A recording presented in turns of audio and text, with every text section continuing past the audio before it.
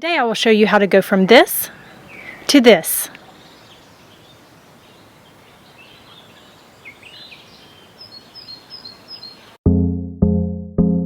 Hi, this is Valerie and welcome back to Now Gardening. Today I'm going to show you the easiest way to stake your peas. This is a no-fuss method that is easy to throw up, easy to take down, and has worked great for me in the past. So let's get started.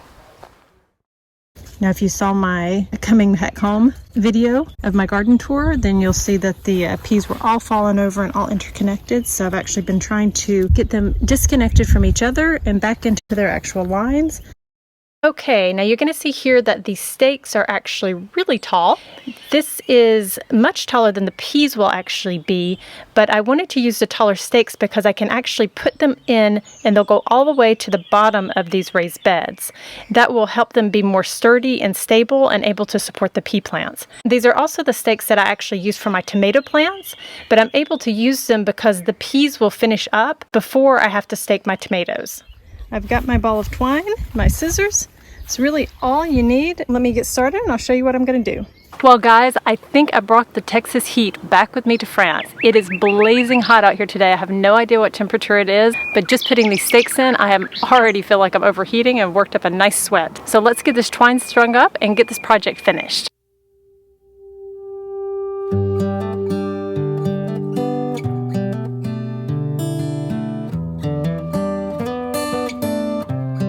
Now I've got this nice one. It's nice and tight, kind of like a guitar string, and I'm just going to move up a little bit here and put the next line. So again, really nothing super complicated about this, just a nice double knot, but it needs to be very tight so that when you pull it, it's not going to come undone. These peas are not going to weigh all that much, but they will cause quite a surprising sag in the line. Again, pull it tight. See if it comes out. So what I ended up doing, I ended up putting an extra stake here.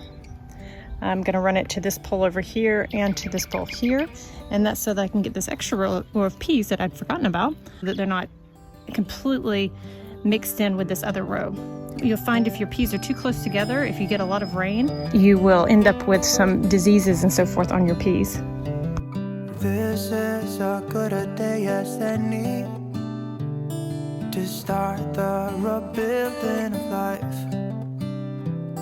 The roads that lay open are many when the old one's gone under the knife. And I can feel the sun on my skin,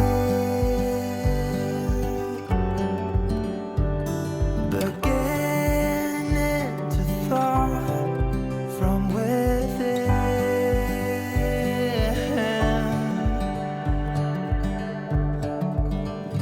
Today and not tomorrow, there's no time to borrow. Today. Really exciting to see as I get these staked up that they actually have some flowers on them already.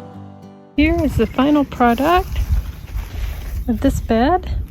The peas are pretty much in nice straight lines.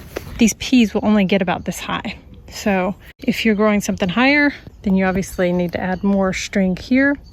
If these grow any taller than they normally do, then I can always add another row, but no use in wasting my twine if I don't have to.